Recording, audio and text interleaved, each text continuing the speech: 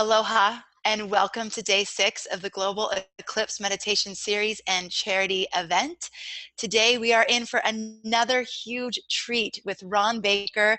He is a speaker, author, bioenergetics healing practitioner, and light ascension master. So we've been talking about what he's going to cover, and it's going to be brilliant. So this is all happening today.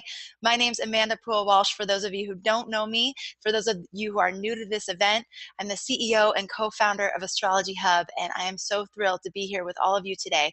I have to say, yesterday, so we've been averaging about 500 new people every single day that are joining this event.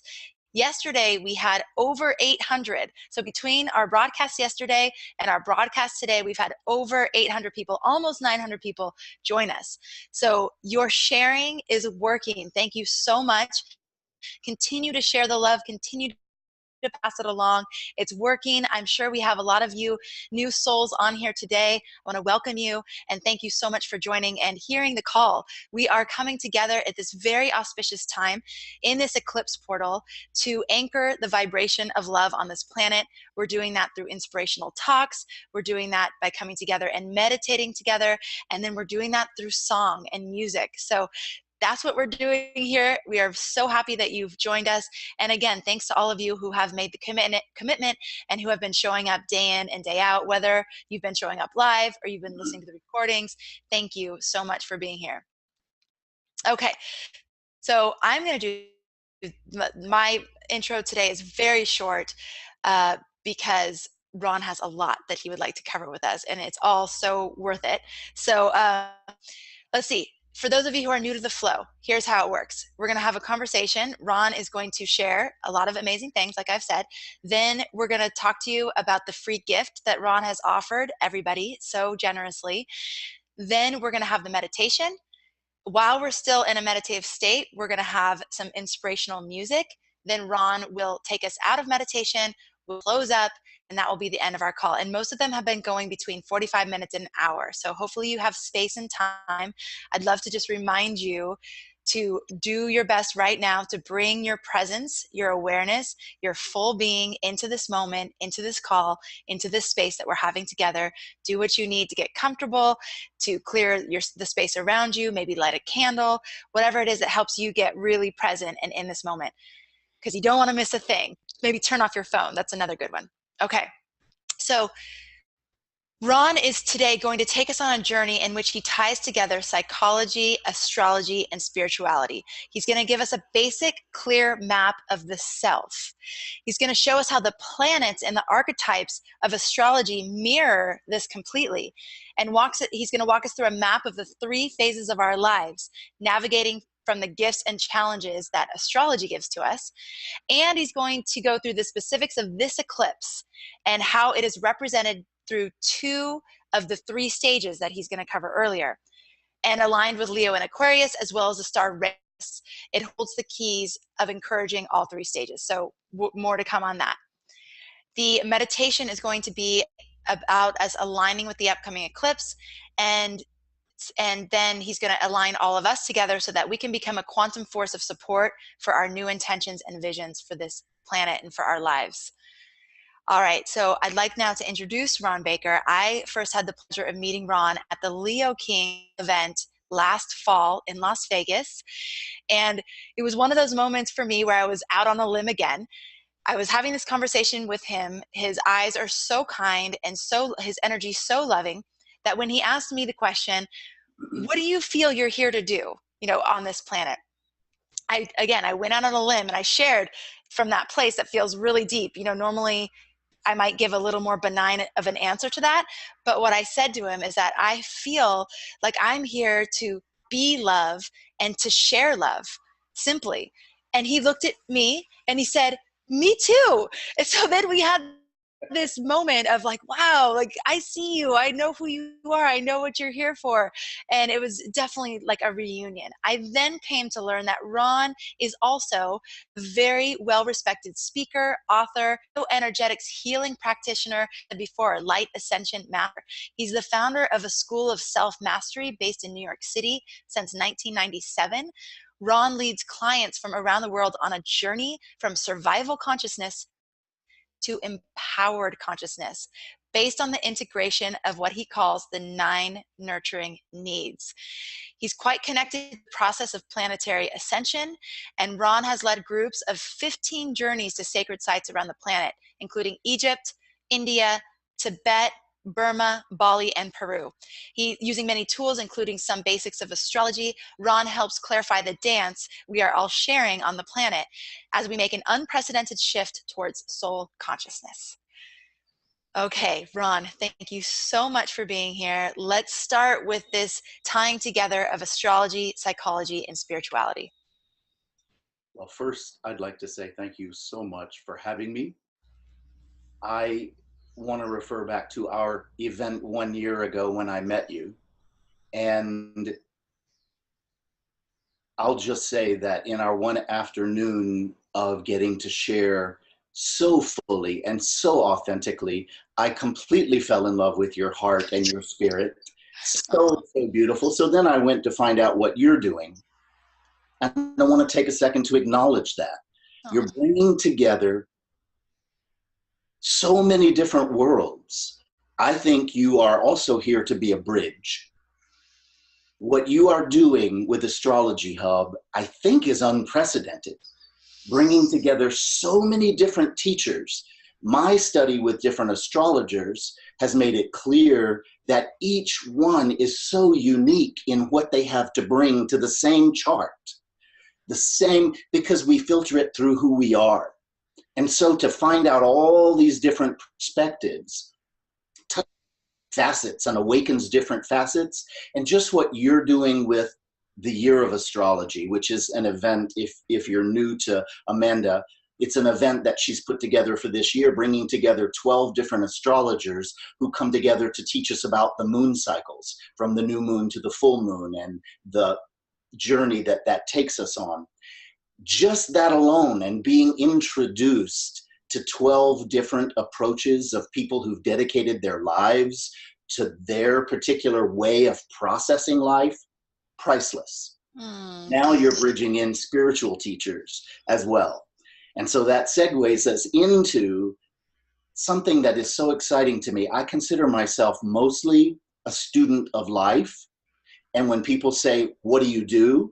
What I would love to say is, I teach people how to feel safe enough to love. That's what I really do. But I don't want people to flee and say that. Again, I'm a bioenergetics therapist and various things. But for us to learn about self, for us to learn about life, it seems to me from everybody I've taught around the world, none of us got any education about these things, who we are. I loved your story on day one of this event where you talked about, I was living the dream. I was making $500,000 a year. I was doing everything. And I turned to this is you, I'm being you. I turned to my brother and said, do you know anybody who's happy or fulfilled? I love this because it is exactly my approach to my clients that I work with. And I am thrilled to say, when we have a clear map of self, a clear map, the trajectory of our lives, and some nurturing tools, oh my God, better and better and better and better into the fulfilled life, purpose, meaning, value. This is what I know is possible, not only from my own journey, but from getting to watch and touch the lives of so many other people. So when I talk to you about, well, actually, just to share our journey, one little piece more before I jump in fully, I called Amanda and I said, at the risk of being a little audacious, I would love to put myself out for all that you're doing as one of your how-to people. Because when we combine the map with the specific nurturing tools, how to connect to self, how to understand self, how to create an experience of all this amazing acceleration and information and opportunity that's happening on the planet, unbelievable. So thank you for having me in my first time with Astrology Hub. It's such an important piece. We talk about all the things that are happening, but there's a lot of questions. How do I do it? How do I lead from my heart? How do I let go of these patterns that aren't working for me anymore? So it's just a blessing to have you here to help us on that journey. Thank you so much. I'm going to move around a bit because I'm going to use my body to kind of paint the map that I'm talking about. So I'm going to be going up and down and all kinds of stuff. So just stick with me. I also have about 1,000 things that I would love to share. So if I get a little loopy and have to pause for a second, just bear with me. So let's start with the map of self, because after all, our experience of life is what gives it meaning. We can understand stuff till the cows come home, but if we don't have a way to integrate it and make it experiential, we can't be fulfilled. Just the words full, filled, that's an inner experiential thing. And so if we don't get taught how to connect to ourselves, how to understand ourselves and our potential, then it makes it really challenging to have a fulfilling life. And we get caught up like Amanda did in achieving and accumulating and thinking that's supposed to make us fulfilled. Well, most of that is outer focused. So we need to learn how to focus on self. With that said, if we look at life, it is mirrored in 7 colors of the rainbow, 7 notes of a musical scale. All of that is energy and light. It's the same exact thing in our bodies. I'm talking to people at all kinds of different levels today, so I'm going to start out with some basics and include some cool stuff, I hope cool stuff anyway, for the astrology people who are more advanced. But starting out with the basic map of self, 7 colors, 7 notes. We have 7 energy centers in our body that go from the base of the spine all the way to the top of the head. These are 7 levels of consciousness that we are intended to build one step at a time to become whole individuals. The challenge is, ain't nobody teaching us how to build a sense of self. How.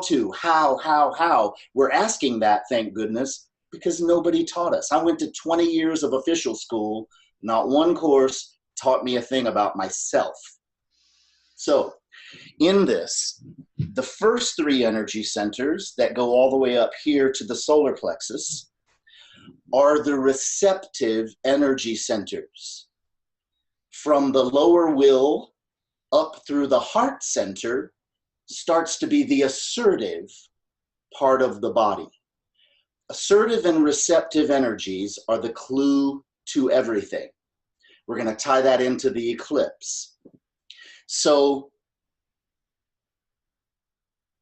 I'm going to tie it into the breath first, because that is the most basic way we move energy and begin our dance energetically with life.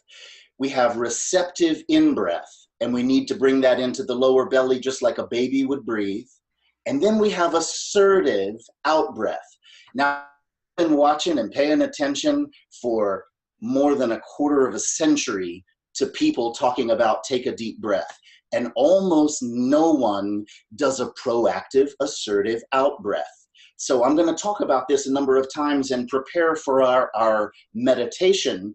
And I'd like to demonstrate that full breath. So we're going to fill up in the nose, and then we're going to breathe out the mouth. I guarantee that almost no one has breathed like that. So let's take 3 breaths like that. In the nose.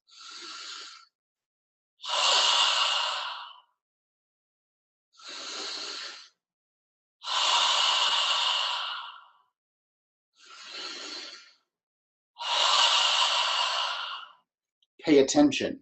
I guarantee you'll probably feel tingling in your body, maybe even a little dizzy, because you're moving so much more energy than is typical. There's a third part to the breath, stillness. We have receptive, assertive, and stillness. These are the 3 main movement energy. Stillness is energy? Yes.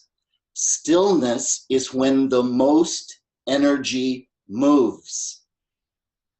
We set it into motion, receptive, we set it into motion, assertive, and then we get still, so what we've set into motion can move. We get out of the way in stillness. This is what happens during an eclipse. It is a moment of marriage and stillness, where the assertive energy and the receptive energy come together, and that is where the most powerful energy of creation can happen. It's a huge clue, and we will learn to do this with the map. So now we have the receptive part of the body, the assertive part of the body. Now let's bring in our two primary players from the eclipse. Let's start with the sun. Actually, I'm going to back up and come back to the sun. We are made in the image of God. What in the heck does that mean? We've heard it our whole lives, but what the heck does it mean? Does it mean God looks like this with a beard? No, I do not believe that is so. It means we have the same energy configuration, 7 levels of consciousness capable of the fullness of God consciousness. So as above, so below equals microcosm. We'll make us the microcosm, which is the small model. We are the microcosm of the exact same energy configuration as the bigger models. Let's just go to planet Earth. I said we have 7 energy centers or chakras, you'll hear people say. The planet has 7 energy centers or chakras. The journeys that Amanda told you that I have taken groups to are to those planetary chakras, to join with the most powerful next level of macrocosmic energy. Well, now let's take it to the cosmos, to the solar system. All those planets we keep hearing about, they are the same exact archetypes of what we have in our bodies. It's just a question of understanding that. So when the planetary bodies move that represent the heart center or chakra, or the physical, emotional, mental, or the lower will, or the higher will, these huge, massive bodies moving in the heavens push and pull on the same energies in our bodies. So let's start with the sun. The sun is the heart chakra of our solar system. It is at the center. It is the radiatory force of the solar system. Every single other planet moves around that heart. It is our consciousness in ourselves when we move to our highest levels of potential. Our hearts become radiatory beings. So the heart center of ourself is where the sun is. This is the sun. Now, the moon as the opposite, the female, the feminine, the receptive side. What does that represent? The womb space of the entire subconscious mind is the moon. So we have the feminine and the masculine. We have giving, receiving. We have assertive, receptive. Well, we also have daylight, where we're used to focusing from the conscious mind into our lives. Well, guess what happens when we go to sleep? The subconscious is what we connect into, and that is what we connect to in our dreams. Archetypes from the subconscious are what come into our awareness. So we have day and night energies that are parts of self. We know these cycles really well. So we have the heart chakra and the subconscious in the sun and the moon. Now in this eclipse, 2 other energies, actually, let's just go with 2 other energies just because of time. 2 other energies are really important as well. The lower will and the higher will. The lower will is Mars. Mars is what has run the show. It is what compels us into life up to a certain stage of our development. Then, eventually, as we reach higher levels of potential, the higher will wants to come in so that we can move into greater potential. So this is Uranus, the higher will. So we have all of these archetypes that are aligning for this very eclipse. When the male and female energies come together is when love and the most powerful intentions.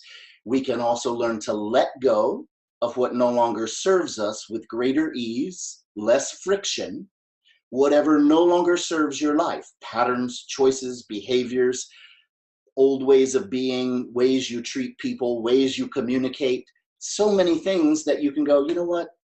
That sucks. It just does not serve me anymore. I have played this hamster wheel over and over. It doesn't serve me anymore. I'm ready to let it go. Well, what is important is the two work together, the moon and the sun. If we just let go of something and we don't replace it with something new, the nervous system does not feel safe. And therefore, the habitual will come back in and take over. This is why if you quit something 10 times and it keeps coming back, I would suggest putting more focus on the how-to of the intention and purposefully practicing whatever you replace it with. I'm going to give you a quick example that I gave earlier. A client just yesterday said, I have become so addicted to extremes in my life. Everything's got to be so important and so hard and so that she felt important enough. She goes, it doesn't serve me anymore. So we're going to set the intention, particularly during this eclipse, and what are we going to replace it with? Calm presence, clear choices, what I want to be intimate with from a calm heart space. As an example, this is going to set us up for our meditation later as well. So we've got these two archetypes and the lower and the higher will involved in this, and I'm going to come back to it. For now, I want to give a quick map of the three stages that we all move through in our lives. The first stage is when the natal chart and the imprint of challenges and gifts gets imprinted on our soul for this lifetime. So in the first 6 to 8 years of our lives, that first level of consciousness, we'll call it child consciousness, is set up. We are intended to receive 9 nurturing needs from our caregivers. And when we do, we connect to self and we develop a trust of our value and our worth, and we learn to receive, and then we begin to learn to assert that trusted sense of self. Well, I have taught thousands of people. I have never met one who got all those 9 nurturing needs. Well, that's perfect too. It is the part of the set of the challenges and the gifts. What do I mean by that? It is so important that we learn to become proactive in the dance of life. If we went to first grade and we show up and we go, I'm in first grade. The teacher's revolving around me. She's doing her thing. Everything's happening. And next year, I'm just going to magically be in second grade. Well, that's not going to happen unless you become proactive and you face the challenges of math and reading and learning to be away from home and learning to deal with people. And you develop by facing the challenges. In that, you also awaken gifts.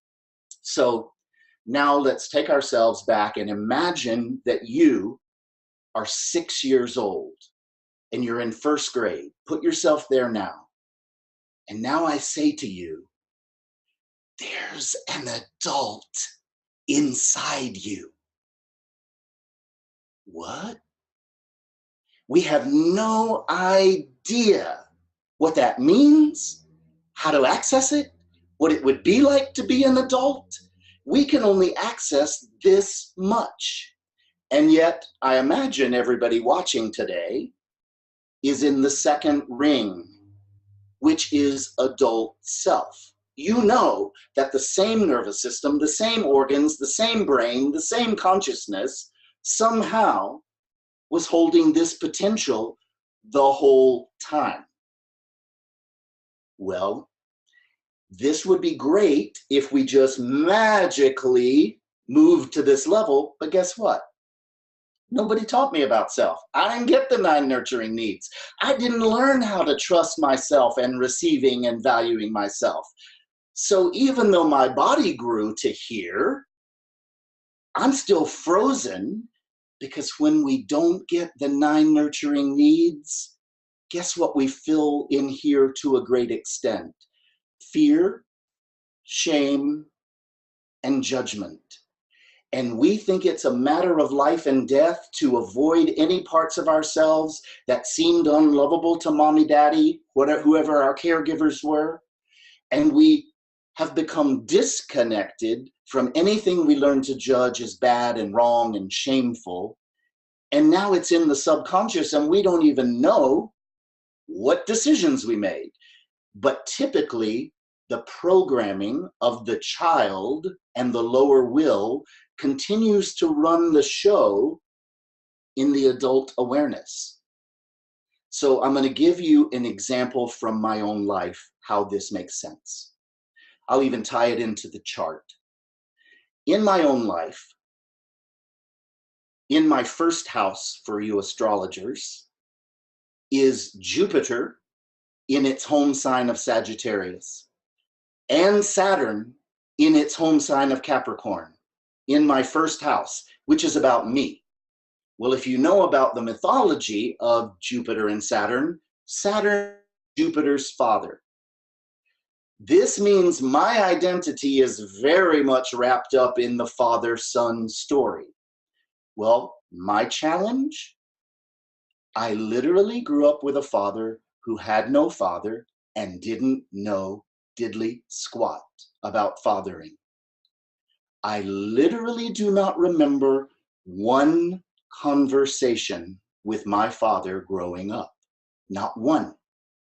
Was the hugest invalidation to my identity and my worth and my value. The complete opposite of the 9 nurturing needs. I also, in my chart, have gifts. And over there in Virgo, in my 9th house, I have Pluto, the moon, and my north node of destiny. What does that equal? The how-to of life. Wanting to go to the depths of understanding life. And that saved me in order to have a trajectory through the first 2 rings, and I'm eventually going to get to the 3rd ring. So I got all that wounding with dad here, and then I was supposed to move out into the 2nd ring as an adult, but my main agenda was to figure out how to prove my worth to my dad. And so I went out into my life and I achieved my butt off. And I had privileges or opportunities to perform leading roles in opera and Broadway all over the world. And all of that achievement left me with Amanda and her brother on the corner going, is anybody fulfilled? Because I was not. It didn't make any sense, but my desire to understand life's depth was also birthing itself. And I began my journey of seeking out teachers and looking for ways to connect to self. Well, I had a world education. I went and studied with teachers all over the world, kahuna and shaman and indigenous people and traditional people and bioenergy. I studied with anyone who would teach me, and I created what has become my metaphysical school of self-mastery in New York City, which has been there for 25 years now. So I had to learn how to go back to the core curriculum. I call this the soul curriculum of the lifetime. I had to go back to the wounding of my fear, shame, and judgment and learn how to nurture it and replace the 9 nurturing needs that had been missing And it made such a huge difference in my life that I started sharing it with everybody else. And when it started making a huge difference in their lives, I reached the point of going, I'm letting go of my performing career, and I'm going to focus on replacing it with a new purpose of training people in self-empowerment. Now, there is a third ring. The third ring is the superconscious. It is the higher self, the soul-connected self. We have child, adult, and soul-connected self. Well, a lot of times people want to escape from all of the fear, shame, judgment of that center ring. And so they want to use spirituality as an escape. One of the teachers you had on Facebook not too long ago talked about spiritual bypassing the curriculum of this inner ring. That's not going to work.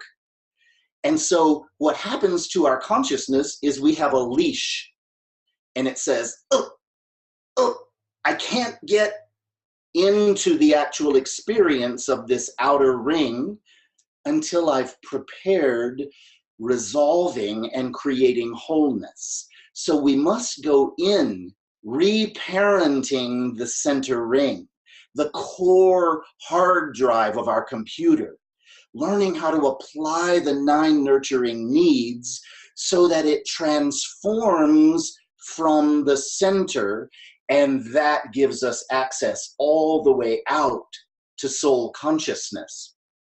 Just like you would say to the 6-year-old, there's an adult in there. I now say to you as an adult, there's a soul consciousness in there. And if we haven't done the inner nurturing, we can only get glimpses of the potential of the outer ring. We can't really know the depth of experience. And this is perfection, because who wouldn't want to skip over the hard part? Who wouldn't want to skip over having to face the wounded stuff? We couldn't know wholeness. Now come back to, it's when we face our challenges that we deepen what we're supposed to learn in 1st grade and 5th grade and 10th grade and 12th grade. Facing them, it's not there to kick our butts, but if we don't go in and learn how to nurture self, it will kick our butts. And so, fortunately, we have a soul journey. I don't know what any of you embrace, but thank goodness for the concept of a soul journey with as many 1st grade lifetimes as I need. And when I'm ready, I move to 2nd grade lifetimes, all the way up to this profound potential of connecting to the higher will, to Uranus in the cosmos. So now, with all of those seeds in place, what we're going to do in the meditation, I want you to know ahead of time, is to go in and connect to our sun and moon in here, in the body. And then we're going to align up to the moon and the sun that will be joining together on the 21st. Why am I doing that now if it's joining on the 21st? Because Uranus is in retrograde at the moment. It is saying, let's look at all the things that you need to evaluate and let go of. What no longer serves you? Well, guess what? Today, Mercury also goes retrograde. That's not bad and horrible. It's the challenge of Mercury, the mental body, just so you have the archetype, the mental body to reevaluate. So I want to set something in motion today that you practice from now till the 21st, when the real alignment happens, and you can literally send, with your out-breath of intention, anything that no longer serves you into the void space, back into the void to be released. No longer what I choose. And to replace it with the intention and attention, the focus of your attention, with the new thing, calm presence, my client said. So what we will do is choose one example in this meditation. So be thinking of something you'd like to let go of and something you'd like to set in motion.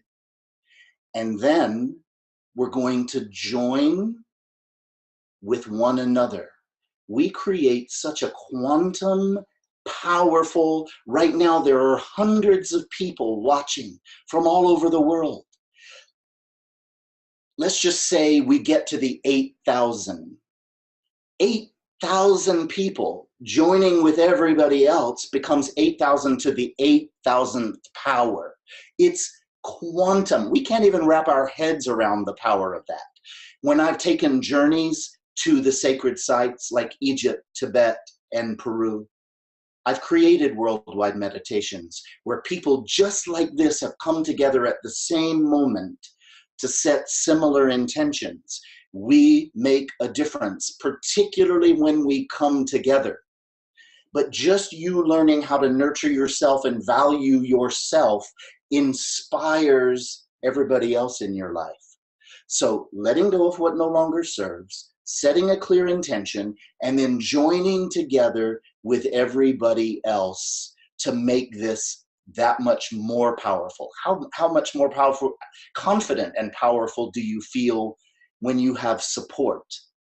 Amanda has created the opportunity for us to all have support in one another. She has a Facebook page that allows a conversation. Utilize these. Let yourself receive the support of one another. Share, assert the support, and then get still and allow the energy to move.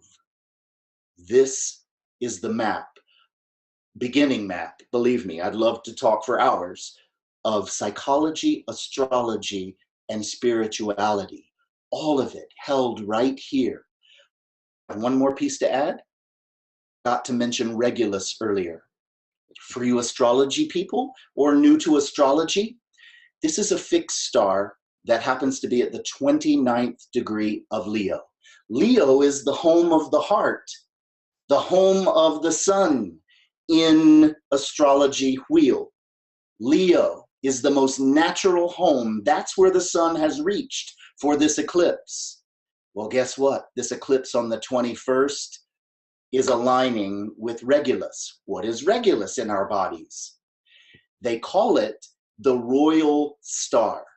What does that mean? Oh, it's a star for people who were meant to be kings and queens. Aren't we all? If you're not nurturing and valuing, that'll seem like an extremely foreign concept. Let's change the word slightly. The ruler, the master, the king, queen of myself. Guess where Regulus is located in our bodies? The high heart, the last degree of Leo. I call it the seat of power. And we will go and take our place on the seat of power because all of that is aligning. And guess what? The sun just passed Mars, which is the lower will, which means the sun, the heart, wants to take over, the soul connection instead of the lower will. And we have the higher will joining at 28 degrees on the 21st. It is literally a perfect alignment. And today, we still have the final day of the Lion's Gate, which connects us to Sirius. I'm not even going to go there with the story. I don't have time. But so many things are aligning, and all we have to do is show up right here. We don't have to figure out how to do it all out there. If you literally connect to yourself and love and nurture yourself, you will naturally find the synchronicities that put you right where you need to be. To love everybody in your life, to love the person behind the counter at the deli, that is purpose. That is soul purpose, to love and become a part of meaning and value. So with all that said, I got to jump into the meditation or Amanda's going to cut me off. You do, but one question. Yes. Barbara asks, I have many things I want to let go of. Can it be only one, or can I choose more? I'm so glad you said that. For the sake of clarity, Fortunately, these talks are recorded. So do one thing and then come back and watch the meditation part of this recording and do the meditation as many times as you choose between now and the 21st. And then on the 21st, imagine bundling it all up, letting go of whatever, replacing with whatever. But to be specific to begin with is much more powerful. Simple is powerful. So we're going to return. Sorry, Ron, one more thing. You Oh, talked about the 9 nurturing needs, and before you go into the meditation, Ron's gift oh, is the videos, right? yes. All about the 9 nurturing needs. So you will actually get to learn more about the 9 nurturing needs when you download Ron's gift. Thank you so much. On Yes. my website, Empowered at Last, 6 sessions to start the how-to. Yes, but the link is right under this video. If you're watching the replay, it's Yes. on the replay page. We are now putting all the gifts in the private Facebook group, Global Eclipse Meditation Series. Join us in there. So all the gifts are there, and they're also on the replay page. Take it away, Ron.